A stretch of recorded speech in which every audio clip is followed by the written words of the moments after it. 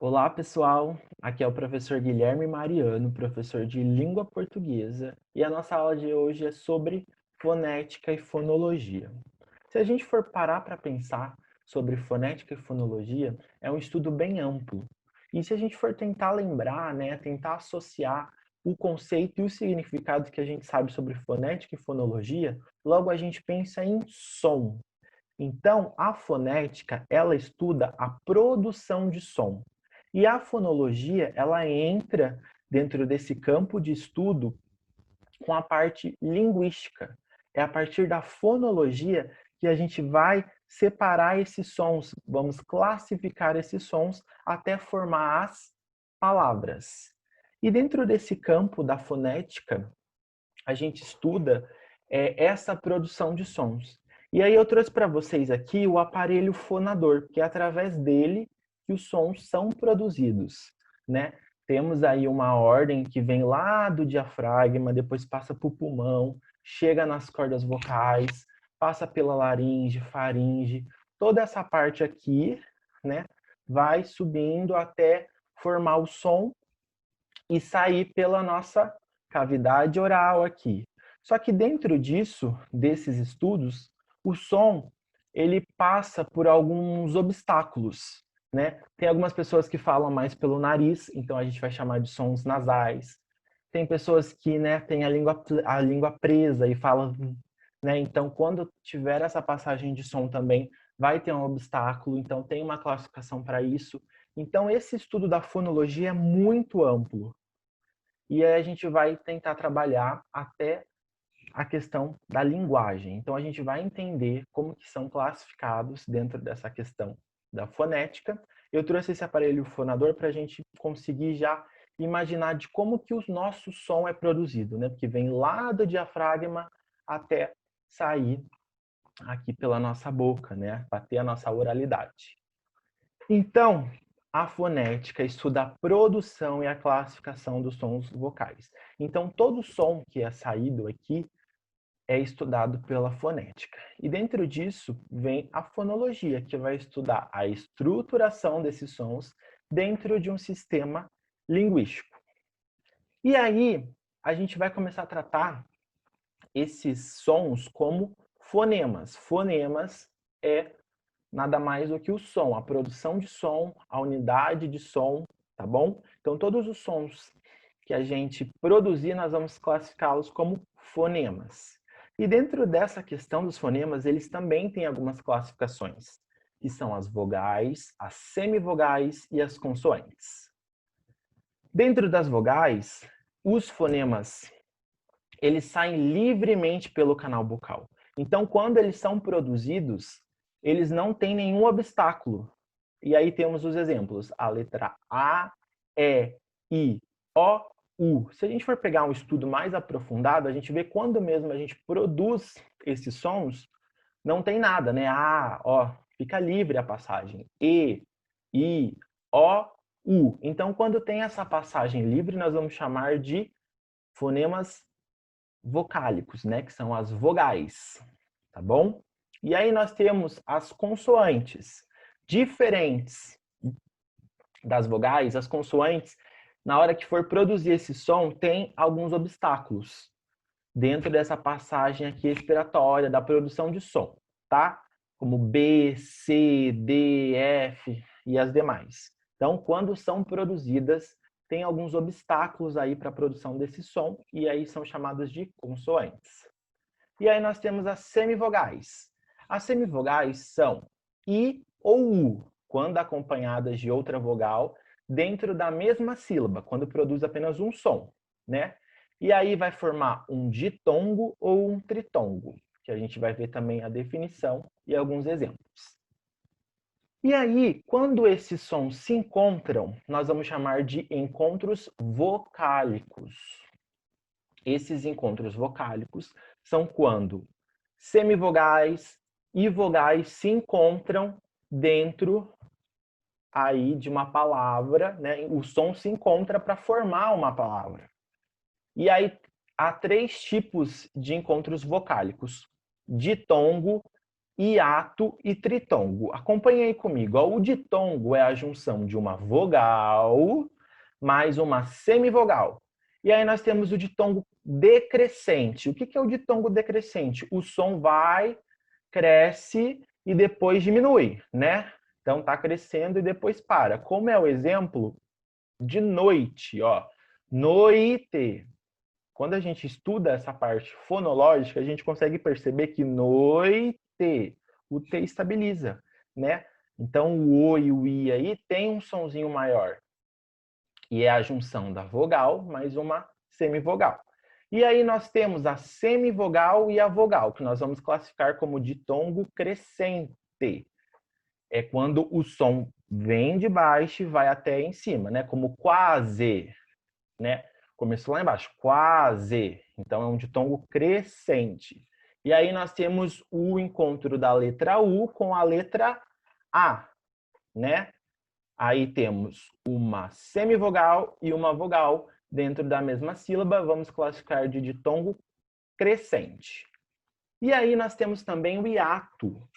O hiato ele é a junção de duas vogais pronunciadas separadamente, formando sílabas distintas.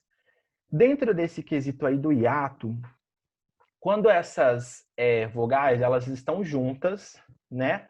Só que elas são pronunciadas separadamente. E quando vamos fazer a divisão silábica, ela também se separa. Olhem o exemplo aí, ó. Saída, ó, o saída. O A com I tem um encontro de duas vogais.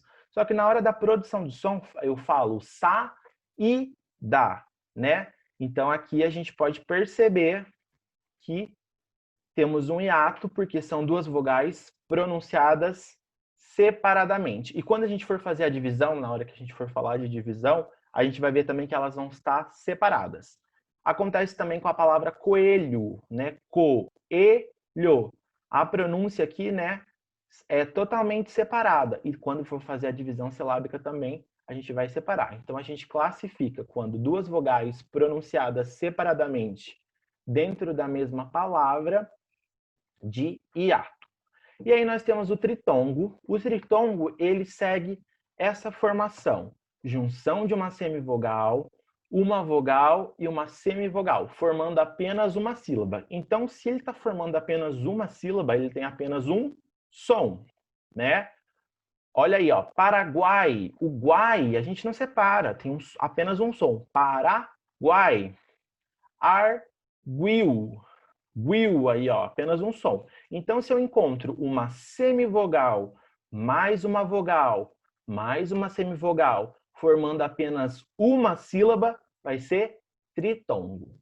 Beleza? Então, dentro dessa junção dos fonemas, nós temos os encontros vocálicos. E aí também temos os encontros consonantais, quando existe uma sequência de duas ou mais consoantes em uma mesma palavra, nós vamos falar que está acontecendo, né, uma sequência de encontro consonantal. Dentro dessa questão do encontro consonantal, pode ocorrer na mesma sílaba, como também em sílabas diferentes. Olha os exemplos aí, ó. Claridade. Tá vendo que temos um encontro consonantal aí? Temos a letra C e a letra L dentro da mesma sílaba, ó. Claridade, se encontrando. Fritura, a mesma coisa. Amplo, também. Em sílabas diferentes. Se a gente tem também o encontro de duas consoantes na mesma sílaba, nós também temos em sílabas diferentes. Acompanhem comigo, ó. Afta. Olha na separação silábica, eu separei o F do T, então ficou afta. Compulsório, a mesma coisa. Tive o encontro consonantal na palavra, mas quando eu for fazer a divisão silábica, elas se separam, tá bom? Atenção, nos encontros consonantais, somos capazes de perceber o som de todas as consoantes. Então, quando a gente produz, né, o som aí dessas palavras, a gente consegue identificar as consoantes, né? Como claridade, eu sei que é o clá, o C com o L, free, né, o F e o R, amplo, né, o P com L. Então a gente consegue observar aí nesses encontros consonantais a presença das consoantes. E também temos os dígrafos. O que são dígrafos dentro dessa questão, né, da fonologia aí? É o grupo de duas ou mais letras representando um só fonema. O dígrafo acontece quando tem duas letras se encontrando ou mais e tem apenas um som, como a palavra chapéu, né? O C e o H tem apenas um som, chapéu. Eu não pronuncio o som do H, né? Chapéu. Não, eu falo chapéu. Então, nós vamos classificar como dígrafo. A palavra osso também, né? Eu não falo osso, né? Eu falo osso. Então, aí dentro, né, esses dois S's tem apenas o som de apenas um. Então, quando tem apenas um som, tá? Esquece letra, a gente está falando de som. Então, quando tem apenas um som, né? A gente vai chamar de dígrafo. E esse som é decorrente de duas ou mais letras que, quando junta, está apresentando apenas um som, tá bom? E aí dentro, né, desses encontros de letras para formar palavras, nós vamos entrar com a parte de divisão silábica, né? Cada sílaba tem o seu papel e quando encontra e quando separada, elas são classificadas.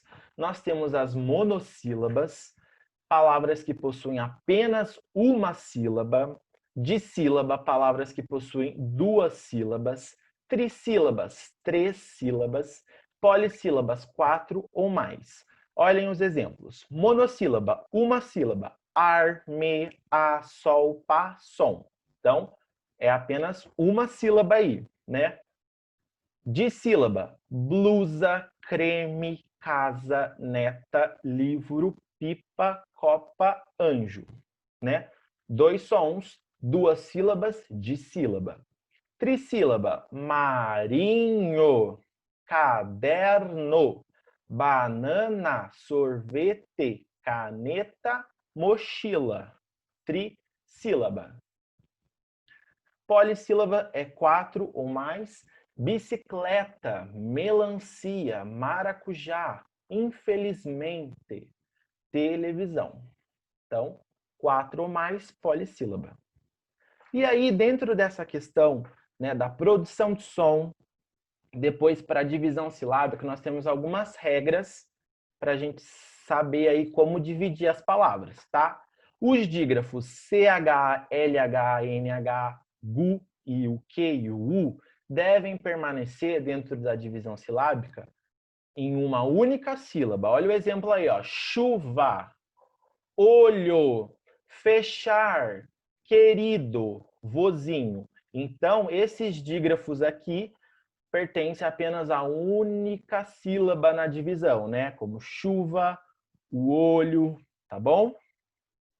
Os dígrafos, dois R's, dois S's, SC, SC cedilha, XS, XC são separados, ó. Carroça, assassino, crescer, nasceu e exceção. Então, esses dígrafos aqui são separados em sílabas diferentes. Beleza? Ditongos e tritongos devem permanecer na mesma sílaba. Uruguai, ó, e balaio, tá? Os hiatos devem ser separados em duas sílabas distintas. Dia, cadeado, baú. Ó, encontro de duas vogais, separei. Encontro de duas vogais, separei. Encontro também, separei. Duas vogais se encontrando, separa, tá? E aí a gente já consegue identificar que é um hiato. Os encontros consonantais devem ser separados, exceto aqueles cuja segunda consoante é L ou R. Se não for L nem R, os demais todos separados, como bruto, blusa, claro e trago. E também os encontros consonantais que iniciam palavras são mantidos dentro da divisão, tá? Igual aqui, ó, pneumático, ó, P e o N, gnomo também.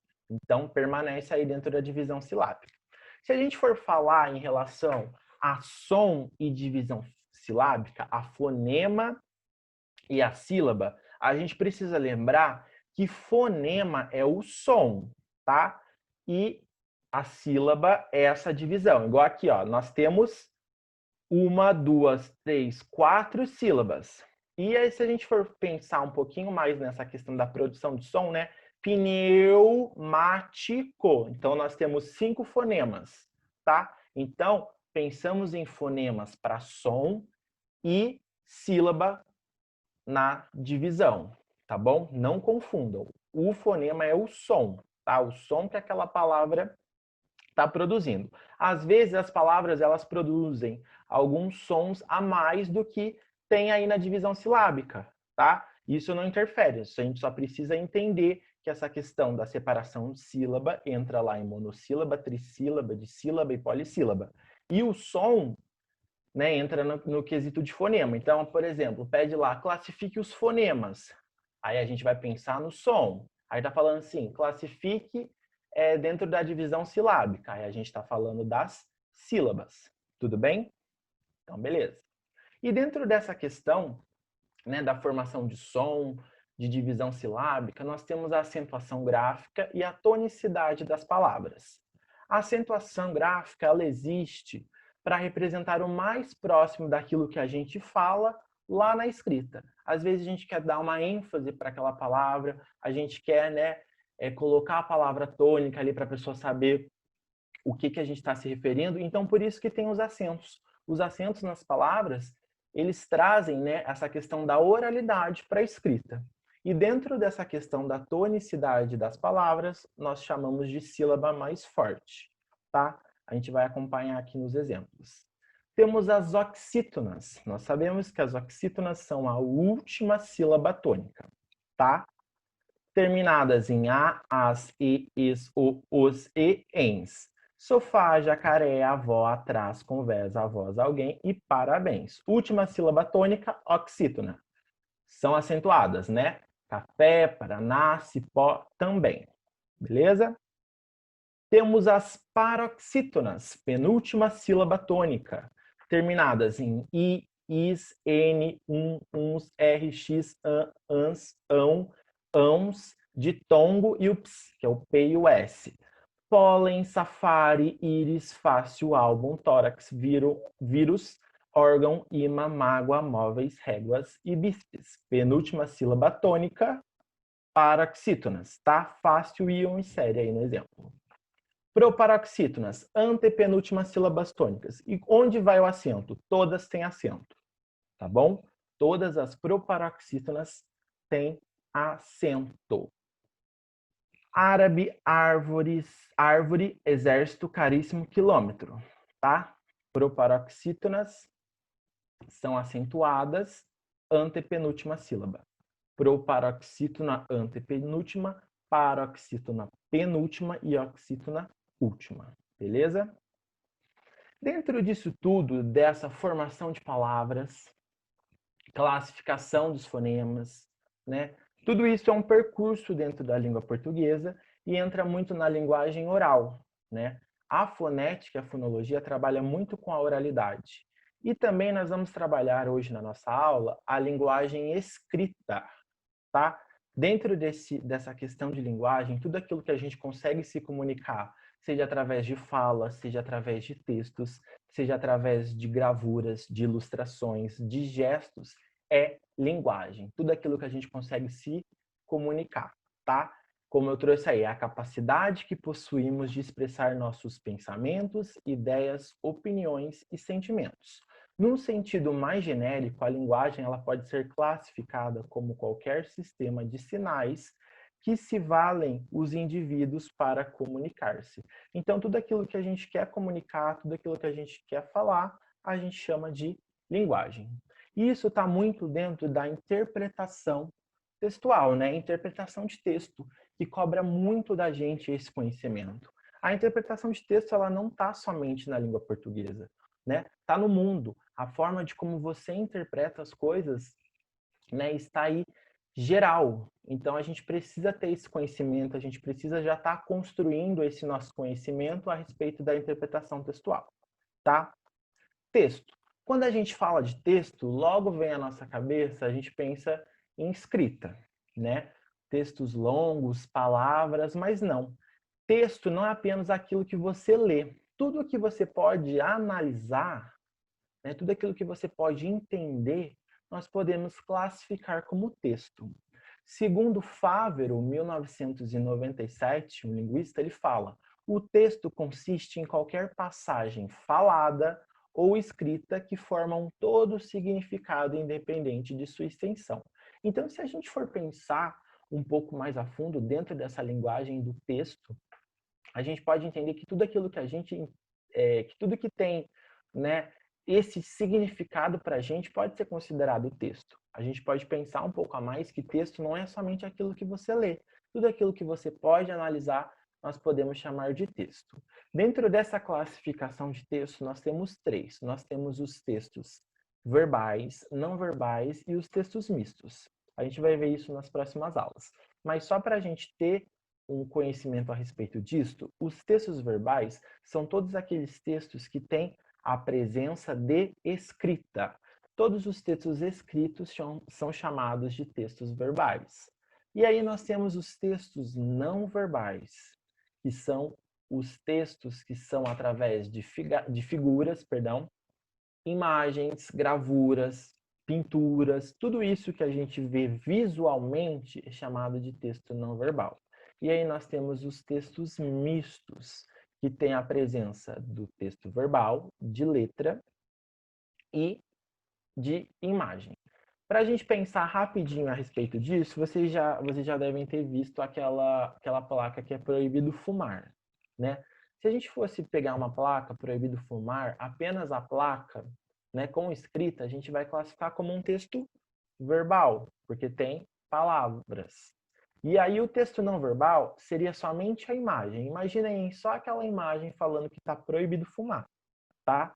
E aí quando encontra proibido fumar escrito com proibido fumar imagem, nós vamos classificar como texto misto, beleza? Dentro desse sentido que eu falei para vocês pensarem, imaginarem aí, entra essa questão da interpretação. A interpretação, né, trouxe um conceito aí do dicionário para vocês entenderem o que seria interpretar. Olha o conceito: inferir, deduzir, pressupor. Quando usamos o explícito textual para alcançar um implícito textual, estamos interpretando. A interpretação ela vai muito além daquilo somente que está escrito. A interpretação ela demanda muitos outros conhecimentos para a gente atingir esse ponto, para a gente analisar, para a gente entender. Então, dentro dessa explicação, ela fala do explícitas e implícitas, né? As informações explícitas são aquelas gritantemente expostas no texto. Ah, peguei um texto e aqui já tem tudo que está falando, né?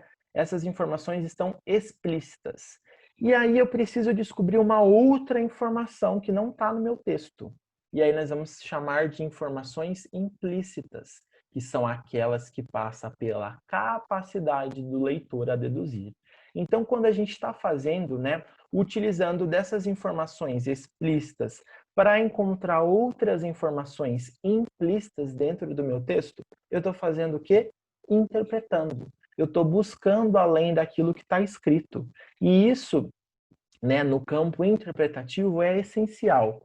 Mas eu falo para vocês isso, é um conselho, né, como prova, como às vezes a gente pega o texto e tem alguma questão que está falando assim: ah, no segundo parágrafo do texto diz que, e só tem aquela questão. E aí você vai ver é um texto gigantesco. Então, se você lê o enunciado da questão, vai diretamente aí para o segundo parágrafo para você tentar responder a questão, né?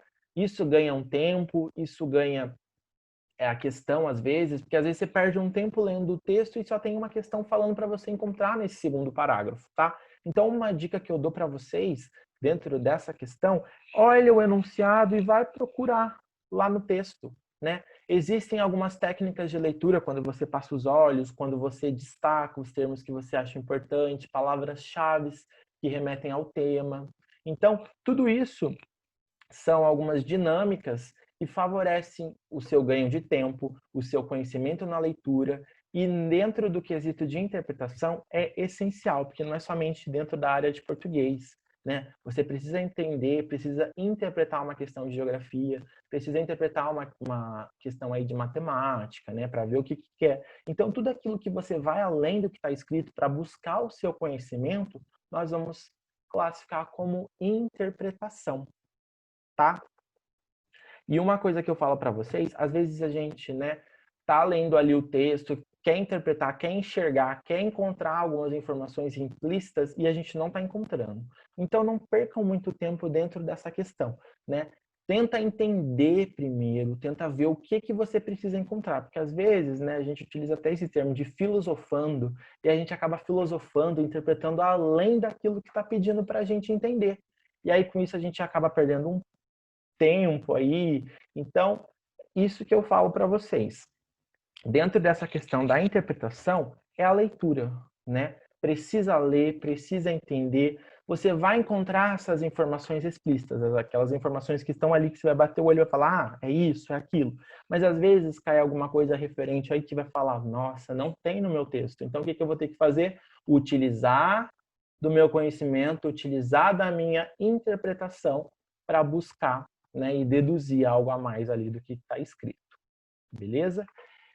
Dentro da questão de interpretar, li meu texto. O que eu preciso entender sobre o meu texto em relação à interpretação? Eu preciso entender, conclui-se o texto o quê? Qual que é a conclusão do texto? Né? É apenas aquilo? Você acha que tem alguma coisa a mais? O texto foi subjuntivo? Né? Tem algo que eu posso pensar, né? Isso também demanda muito da organização das palavras, de estrutura. Então, tudo que você consegue visualizar para interpretar é essencial. É essencial. Porque você ganha conhecimento, você ganha aí, né? Você começa a trabalhar isso que você viu, esse campo aí da interpretação. O texto permite deduzir que o que o texto está querendo me dizer? O que são as informações importantes, né?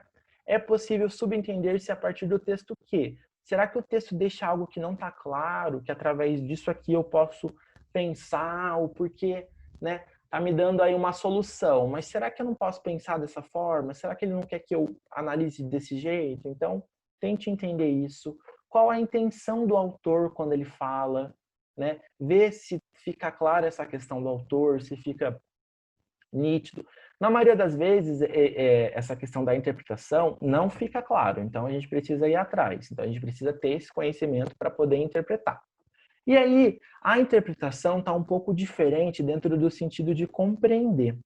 A compreensão é aquilo que está ali, é aquilo que você leu, você compreendeu, tá? E a interpretação você lê, compreende e pode enxergar um pouco a mais daquilo que está escrito, né? Pode ver um outro sentido para aquela compreensão, tá? O compreender, você vai ver, segundo o texto, o autor narrador quis dizer que, o texto informa que, o texto diz respeito a que, tá? Então aí você está compreendendo o texto. Aqui a gente pode ver, né, que a gente está tirando um pouquinho da nossa conclusão, porque a gente está interpretando, ó, conclui-se que, o que o texto deduz para mim, o que é possível subentender, entendeu? Dentro desse quesito da interpretação é além, compreensão é aquilo que está escrito. Então eu li, eu entendi que está falando o que o autor quer dizer. Então eu vou ter que ler as alternativas e vou ter que ir lá interpretar para ver se vai além daquilo que está escrito. Às vezes tem um texto que não está falando que explicitamente, o autor diz que o problema de água, tá. Não está explícito ali, mas você precisa entender que todas as informações do texto está falando sobre falta de saneamento, falta de água nas ruas. Então, você fez um apanhado de tudo e viu que qual que o autor quer demonstrar que é o problema da falta de água, né? Que a falta de água, então você interpretou e, né, compreendeu o enunciado, compreendeu a pergunta, você vai interpretar, tá? Como que eu vou ler o texto? Peguei o texto da prova, como que eu vou fazer essa leitura para eu entender, né? Primeiro você precisa compreender para depois você interpretar, tá? E às vezes você só precisa compreender, né? Tipo, tem perguntas ali que são mais objetivas, então é aquilo e aquilo. Outras não, outras você precisa ter esse conhecimento, né? E dentro desse quesito de interpretação, vem muita questão do conhecimento de mundo, daquilo que você conhece. Esse conhecimento de mundo vem lá desde a sua infância, tudo aquele conhecimento que você vai construindo durante a vida, né? Seja o jornal que você lê, seja a informação que você sabe. Então, tudo isso está a respeito da interpretação. A interpretação também vai muito do contexto, né? Do contexto que você vive, do contexto que você conhece, né? Seja ele histórico, seja ele cultural. Então, tudo isso que está em volta de você, né, de conhecimento, de informação, está dentro do campo da interpretação. Né? A gente pode utilizar vários outros exemplos para a gente poder interpretar e enxergar, né, além daquilo que está escrito. Então, todas essas formações são essenciais para o nosso crescimento, para a nossa informação aí do conhecimento em relação à interpretação. Mas, professor, como que eu consigo ter, né, essa questão, essa habilidade, digamos assim, em interpretar? É a leitura. Gente, leitura é essencial, né? Não falo isso para vocês lerem, né, um livro de 1000 páginas. Também é bom, né? Às vezes é bom a gente ler, né? Mas dentro dessa questão da leitura, leia um jornal, leia uma manchete, leia um lead, né? Veja uma informação aí no Facebook, no Twitter, na rede social que vocês acham importante, leem textos informativos, leem textos narrativos, poesias, tudo isso já vai formando, né, a sua interpretação, o seu conhecimento, que é essencial para quando for fazer a prova, para quando for interpretar, para quando for analisar. Todos esses conhecimentos você vai adquirindo e vai tendo essa habilidade aí, tá? E como que eu leio um texto? Comece sempre pelos enunciados, né? Vê o título, vê como que o texto está disposto, tenta olhar mais visualmente sobre o texto. Ó, o texto está, né? Às vezes, eles querem que você interprete o texto da forma que ele está disposto na folha. Às vezes, ele não está seguindo parágrafo, ele está seguindo uma linha lá, né? Tem os textos, né? Tem os anagramas, que são os textos, né? Que são todos desconstruídos e você precisa ter uma interpretação. Então, demanda muito disso. Então, vê, olha, visualiza como que está ali. Destaque palavras-chave. Olha, achei essa palavra aqui. O texto está falando sobre leitura, problemas de leitura. Tá falando aqui em tal escola tem uma porcentagem, se você acha isso importante, se você acha que isso vai te ajudar a interpretar, a entender sobre o assunto, né, ter essa compreensão, grifa. Destaque os tópicos frasais de cada parágrafo. Esse parágrafo está falando dos problemas da população. Então acho que isso é importante eu grifar. Esse parágrafo está falando sobre isso. Então tentem entender, né? Eu sei que às vezes a gente fica meio nervoso quando é prova, né, concurso, mas quando você tem um domínio assim, né, da leitura, de passar os olhos, de conseguir identificar, de conseguir interpretar, de conseguir ver, de entender as palavras, né? Além disso tudo que eu já falei lá para vocês, a leitura possibilita que a gente crie novos vocabulários. Às vezes lá no nosso texto cai uma palavra que, né, totalmente diferente, que a gente não está acostumado, mas você lembra, você sabe que aquela palavra tem aquele significado porque você leu em algum lugar, você tem essa capacidade de interpretar aquela palavra naquele contexto.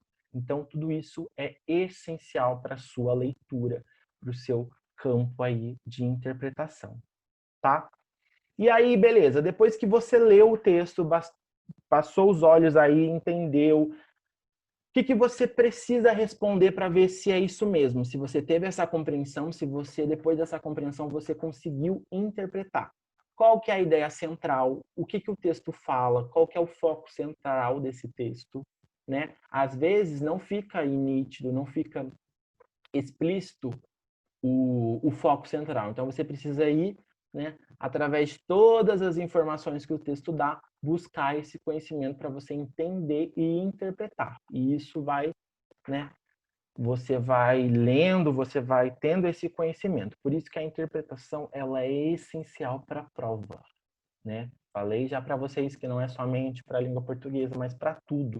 Desde lá da questão, desde lá das regras, né, das normas, que tem que cumprir, né? De usar caneta preta ou azul, do tempo de prova, tudo de leitura, tudo que você tem um significado para compreender, você precisa saber interpretar. Né? Você precisa saber que o A é A e o B é o B. Porque às vezes você perde uma questão ou perde alguma coisa por não saber interpretar. Então, isso é essencial para a sua prova. Galera, isso foi a nossa aula de hoje, né? Vocês podem ver que dentro dessa questão da língua portuguesa é uma ordem cronológica, vem lá da fonologia, da produção de som, aí depois passa para a linguagem, depois vem para essa questão do conhecimento de mundo, de você interpretar, tá bom? Qualquer dúvida, estou à disposição. Tem o meu e-mail, podem mandar um e-mail lá se tiver alguma dúvida, se tiver alguma dica, se tiver algum comentário, seja positivo ou negativo, estou sempre à disposição. Bons estudos e até a próxima aula. Tchau, tchau.